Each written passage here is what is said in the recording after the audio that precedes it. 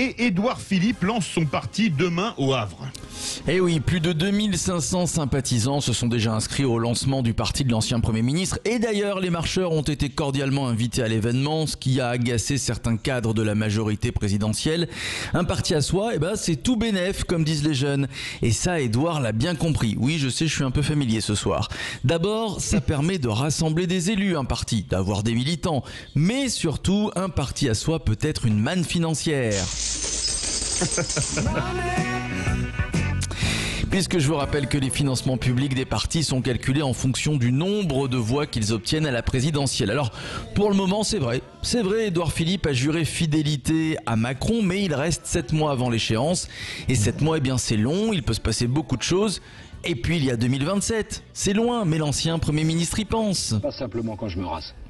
Bon, Édouard Philippe ne se rase pas, voilà. Oui, voilà, il se rase pas. Et puis le parti d'Édouard Philippe lui permettra de peser sur un futur quinquennat de Macron, d'exister. Car c'est vrai, c'est difficile d'exister après Matignon. Certains ont tenté, mais ont échoué. Tiens, petite question.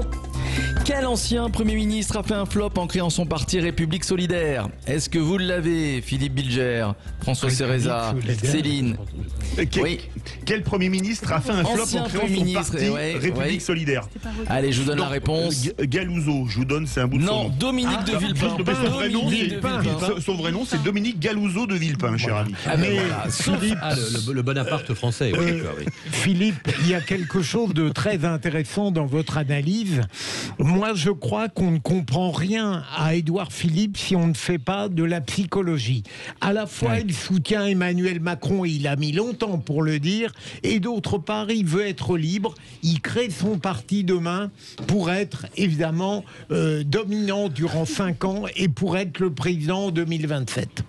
Ouais, alors sauf qu'à l'époque, pour De Villepin, les sondages ne décollaient pas. Difficile d'accéder à l'Élysée lorsqu'on a été Premier ministre, ou alors très rarement. Est-ce qu'Édouard Philippe va faire mentir cette jurisprudence? Vous avez un petit peu répondu à la question à mon cher Philippe Bilger. C'est une réaction de François Céréza ou de Céline Revel-Dumas? Je sais pas, les milieux bien informés, comme on dit, journalistiques, disaient que tous les deux finalement ne s'appréciaient pas beaucoup, Emmanuel Macron et Édouard Philippe.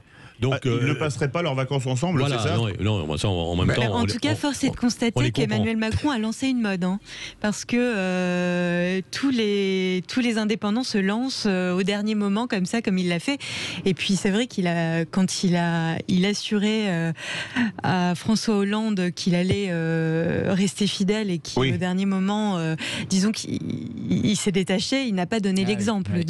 Oui, mais Céline, on ne peut pas dire qu'Édouard Philippe trahisse. Il a été Premier ministre, il a été longtemps auprès de Juppé, et là où vous avez raison, François, il a mal encaissé le fait d'être viré. Oui, parce qu'il a été viré.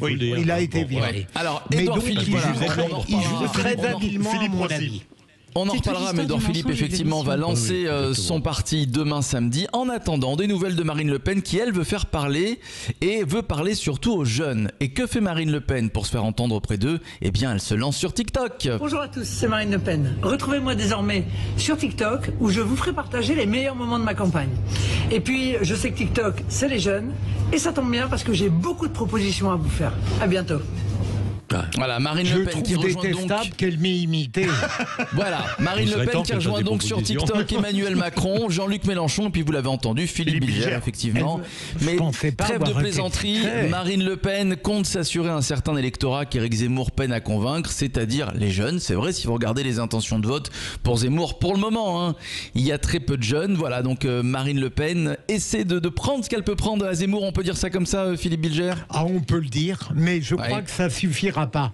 Et j'attends avec impatience le moment où Zemmour lui répondra sur TikTok. Surtout, on pourrait ajouter qu'elle aurait pu commencer à préparer sa campagne et à préparer les jeunes avant. Là, ça ressemble vraiment à l'opportunisme électoral.